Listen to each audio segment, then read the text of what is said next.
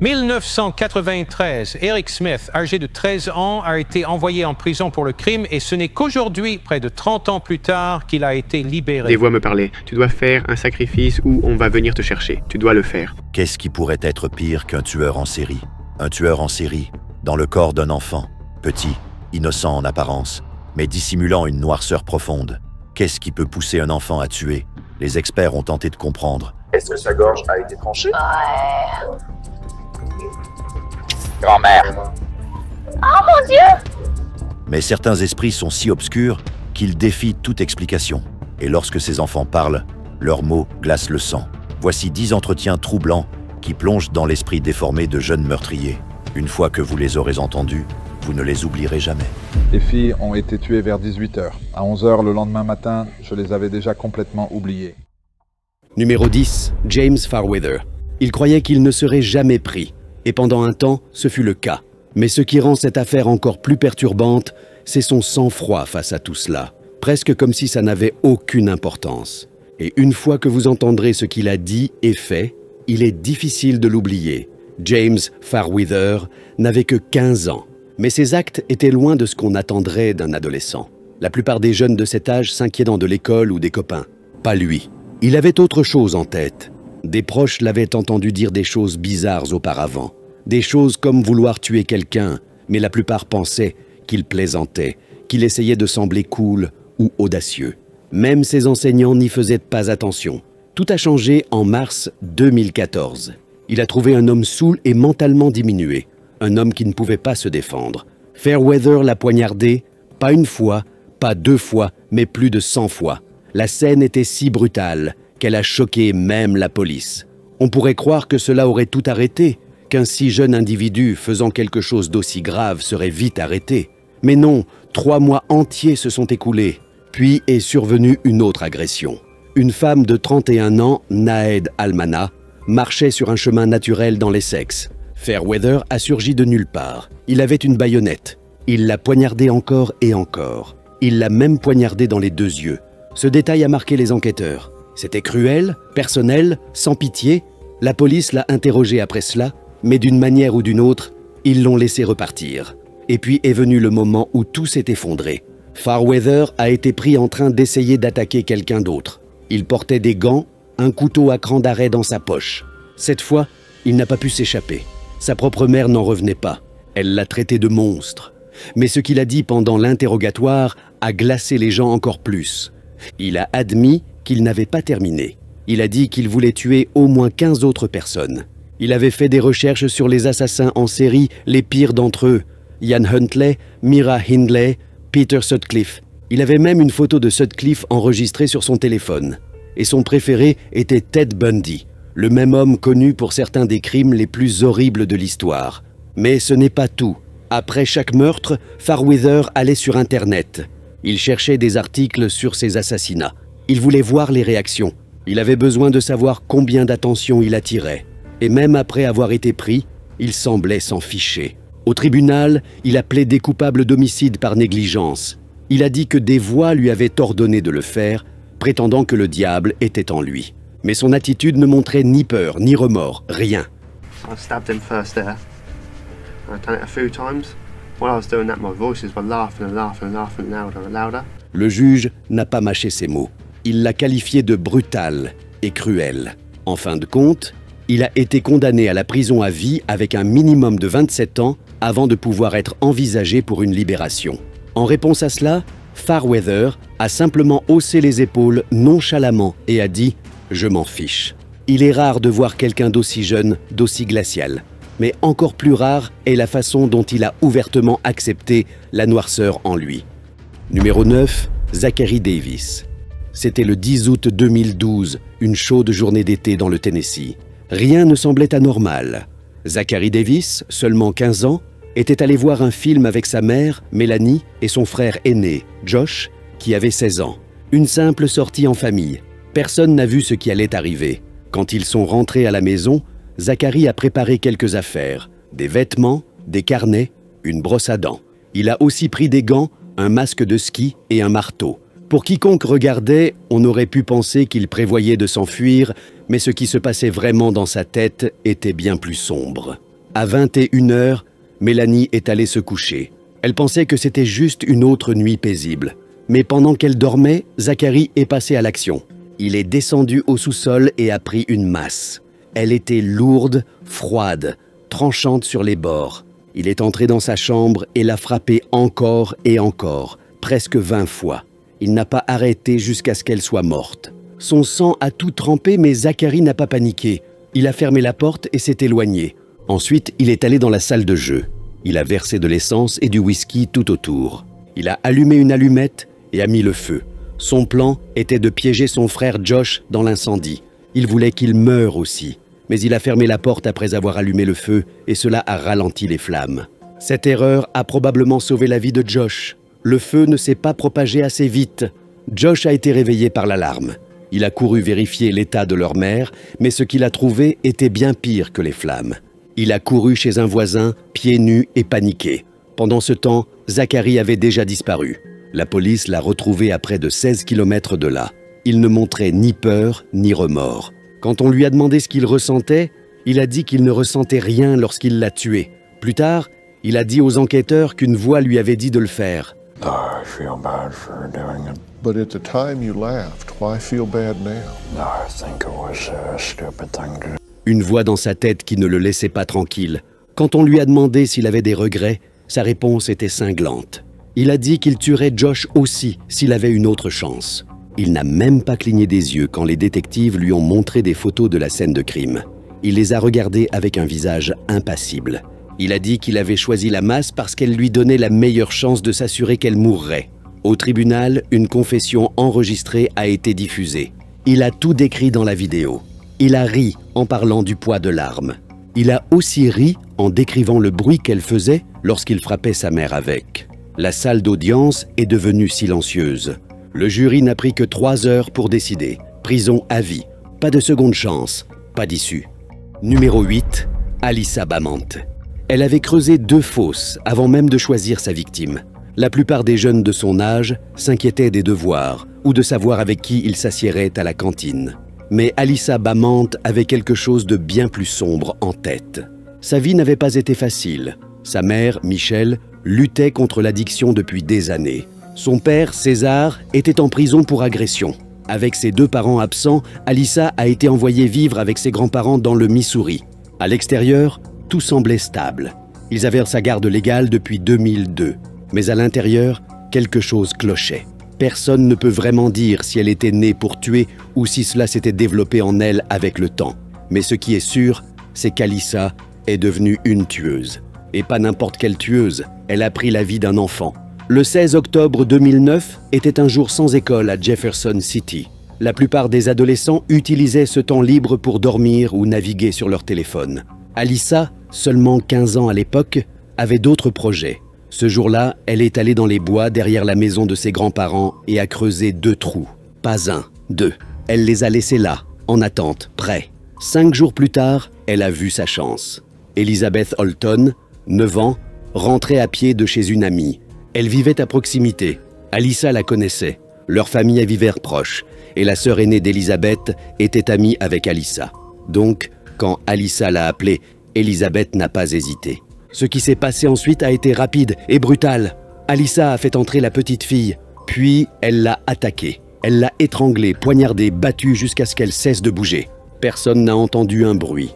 À la tombée de la nuit, Elizabeth n'était pas rentrée chez elle. Ses parents savaient que quelque chose n'allait pas. Elle avait peur du noir. Elle l'avait toujours été. Il n'y avait aucune chance qu'elle reste dehors seule exprès. La police a été appelée. La famille et les voisins ont cherché partout, mais Elizabeth avait disparu. 2 jours plus tard, la police a reçu une lettre anonyme. Elle mentionnait le nom d'Alyssa. C'était l'indice dont ils avaient des besoins. Elle n'a qu'à été interrogée. Au début, elle est restée silencieuse, mais après 2 heures, elle a avoué le crime. Sa grand-mère était assise à côté d'elle pendant qu'elle décrivait ce qu'elle avait fait. La femme plus âgée n'a pas pu le supporter. Elle a commencé à pleurer et a quitté la pièce. Oh my God. Les enquêteurs ont rapidement appris davantage sur le passé d'Alyssa. Son activité en ligne a attiré l'attention sur Facebook et YouTube. Elle avait publié des choses bizarres. Elle avait écrit un jour que tuer des gens était un loisir. Elle parlait aussi beaucoup de se demander ce que ça ferait de tuer quelqu'un. Cela a choqué tout le monde. En janvier 2012, près de 3 ans plus tard, Alyssa a conclu un accord au tribunal. Elle a plaidé coupable de meurtre au second degré et d'actes criminels armés. Cela signifiait pas de procès, mais le résultat était tout de même sévère. Elle a été condamnée à la prison à vie avec une possibilité de libération conditionnelle. En plus de cela, elle a écopé de 30 ans supplémentaires pour l'accusation d'armes. Ce qui a rendu cette affaire inoubliable, ce n'était pas seulement son âge, c'était la façon dont elle l'avait planifié. Des fosses vides à la confession glaçante, tout avait été fait exprès. Numéro 7, Greg Osley. Certaines affaires font les gros titres à cause de la violence, mais d'autres captivent à cause de la raison pour laquelle elles se sont produites. Celle-ci, elle pousse encore les gens à se poser des questions. Greg Osley n'avait que 14 ans lorsqu'il a pris une décision qui a tout changé. Sa vie familiale n'était pas du genre à impliquer des coups physiques, mais elle n'était pas calme non plus. Son père buvait beaucoup. Sa mère pouvait exploser émotionnellement.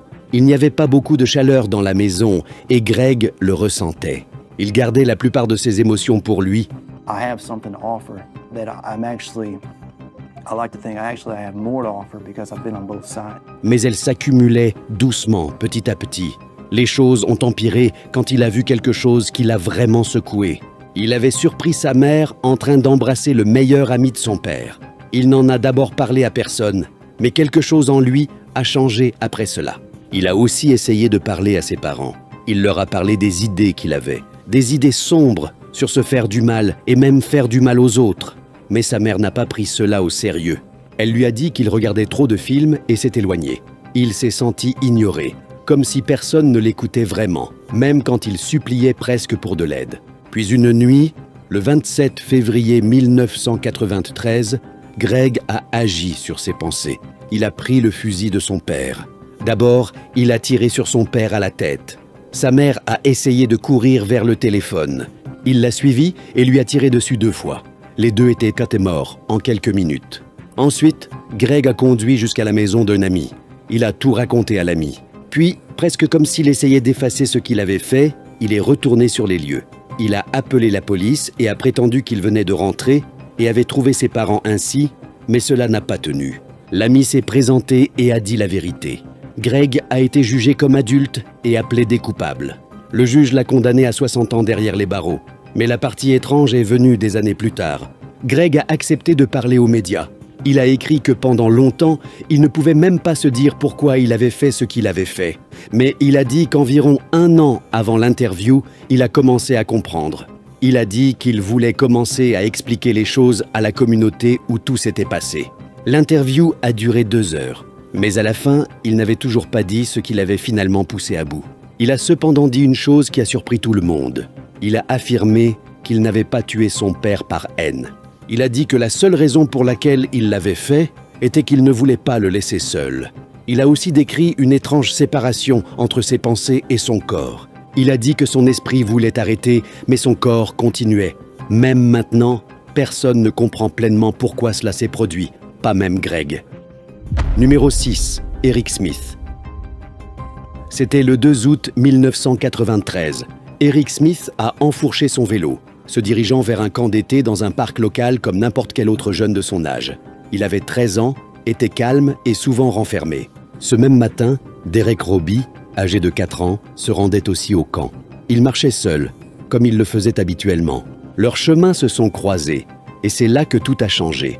Eric a dit à Derek qu'il connaissait un chemin plus court à travers une zone boisée à proximité. Le petit garçon l'a suivi, ne sachant pas ce qu'il attendait dans ces arbres.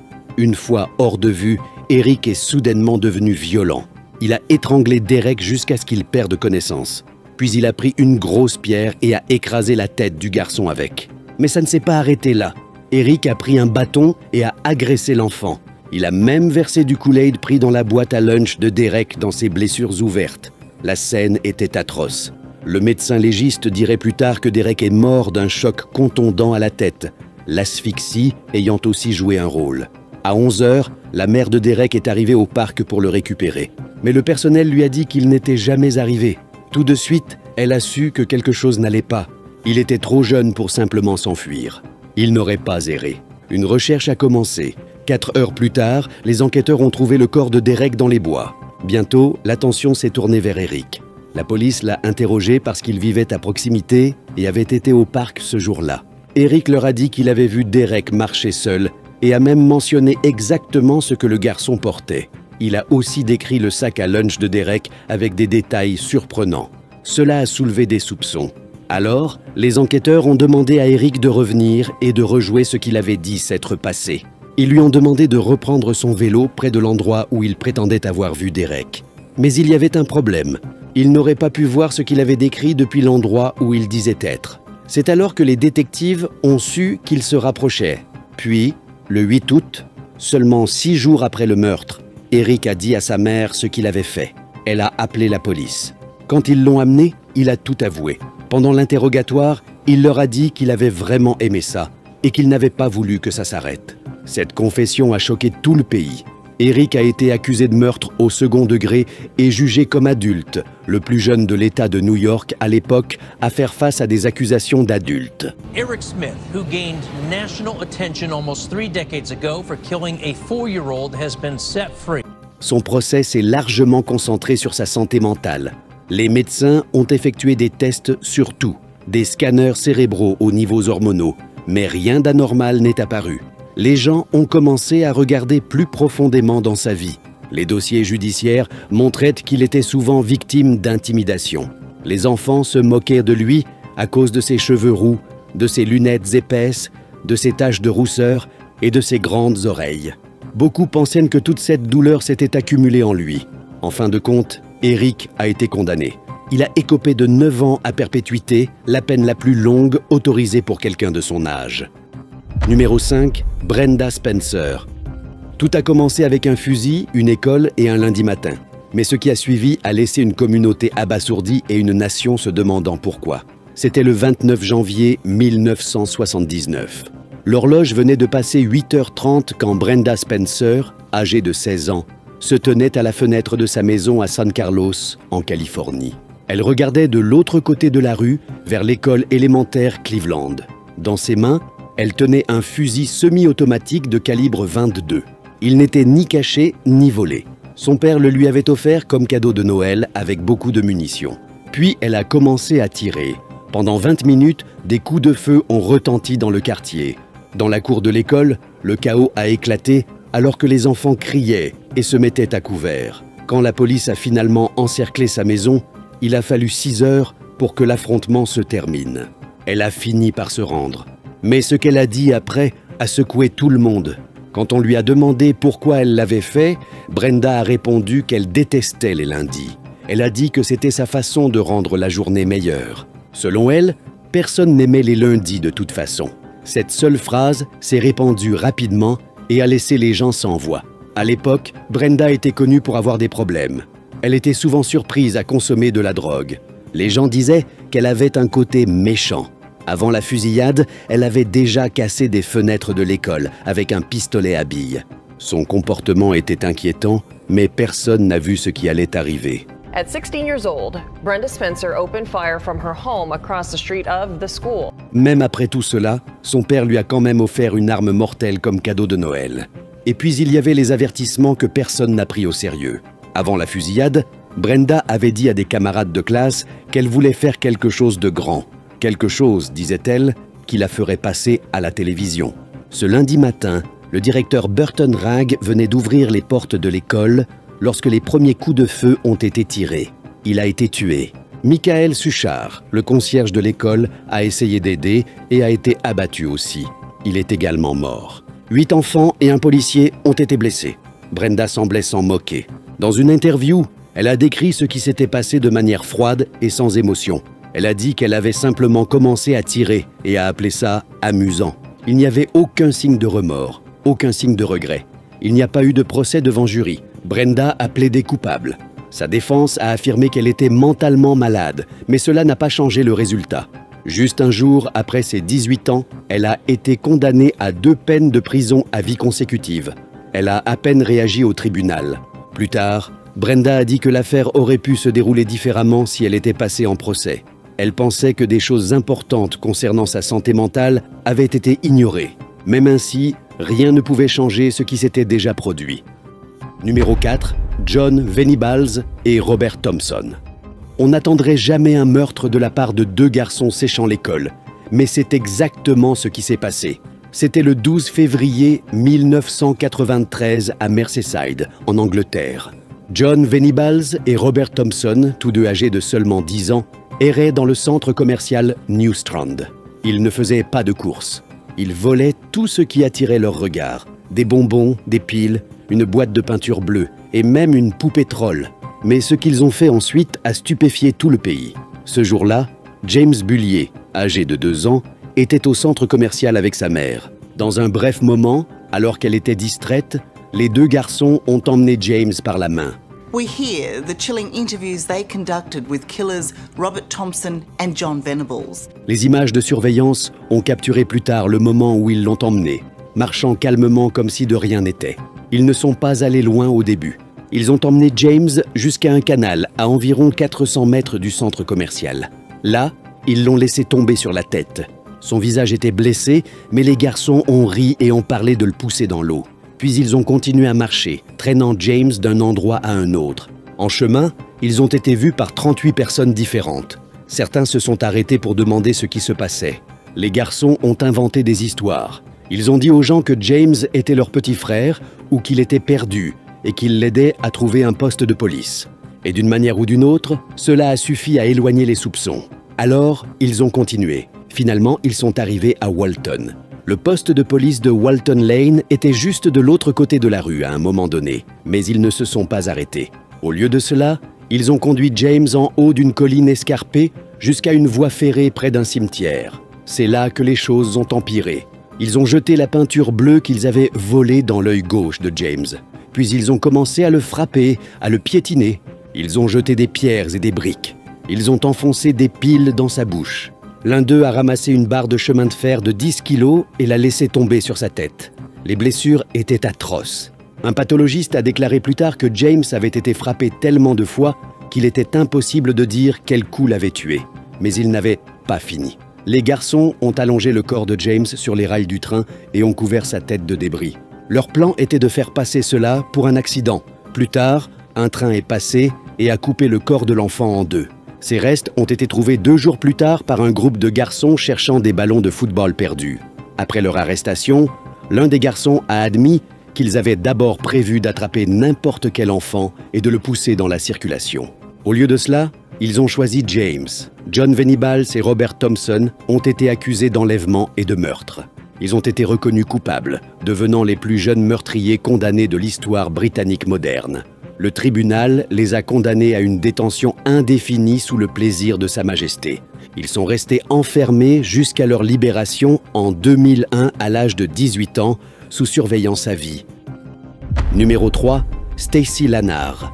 2 sœurs grandissant sous le même toit, mais derrière les portes closes, leur enfance n'avait rien à voir avec ce que les autres voyaient. Ce qui semblait être une maison ordinaire cachait des années de douleur, de peur et de secrets qu'aucun enfant ne devrait jamais porter. Stacy Lanard n'avait que 18 ans lorsqu'elle a tiré sur son père, Thomas Lanard. Au début, elle l'adorait. Quand elle était plus jeune, elle le décrivait comme quelqu'un qui semblait presque être un héros. Elle se sentait en sécurité avec lui, proche de lui. Mais tout a commencé à changer lentement, puis d'un coup. Sa sœur cadette Christy a été la première à faire face à son côté violent. Elle a dit plus tard que cela avait commencé quand elle était en première année. Thomas la jetait dans les escaliers. Il la battait souvent. En grandissant, cela a empiré.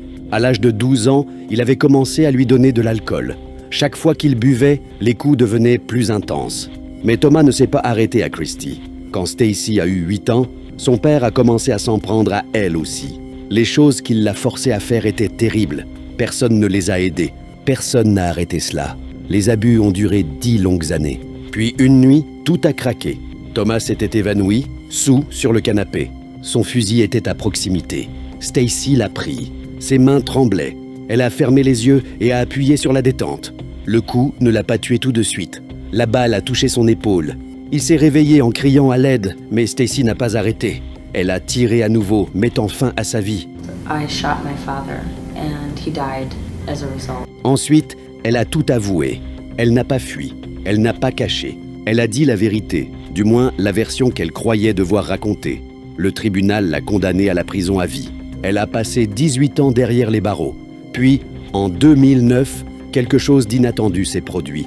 Le gouverneur est intervenu et a réduit sa peine. Stacy est sortie libre, mais tout le monde n'était pas d'accord avec cette décision. Le procureur de l'affaire s'est exprimé. Il croyait qu'elle avait menti sur ce qui s'était vraiment passé. Selon lui, le mobile de Stacy n'était pas la survie, c'était l'argent. Après la mort de son père, elle a reçu un héritage de 500 000 $. Il croyait que c'était ce qu'elle voulait depuis le début. Cette accusation soulève encore des questions aujourd'hui. A-t-elle finalement résisté à des années d'abus? Ou a-t-elle couvert une décision calculée sous le poids d'une histoire puissante? Il y a des gens des deux côtés. Certains disent donc qu'elle s'est sauvée, d'autres pensent qu'elle l'a planifié. Numéro 2, Michael Hernandez. Il y a des moments où une journée scolaire normale se transforme en quelque chose que personne n'aurait pu prévoir. Pas d'avertissement bruyant, pas de signe dans le ciel, juste un couloir, un sac à dos et une cabine de toilette cachant quelque chose d'impensable. C'était un matin de février 2004 à l'école secondaire Southwood à Palmetto Bay, en Floride. Michael Hernandez, 14 ans, parcourait les mêmes couloirs que ses camarades de classe. Rien chez lui ne se démarquait, mais quelque chose de sombre grandissait en lui. Ce jour-là, cela a atteint son sommet. Michael a conduit son ami Jaime Goff, également 14 ans, dans une cabine de toilette pour handicapés. Il a dit à Jaime qu'il avait quelque chose à lui montrer. Ce qui s'est passé ensuite a été rapide, brutal et planifié. Michael a sorti un couteau et a attaqué Jaime, le poignardant plus de 40 fois. He lured a classmate into the bathroom and stabbed him to death 40 times. Puis il lui a coupé la gorge avec le même calme qu'il avait en entrant.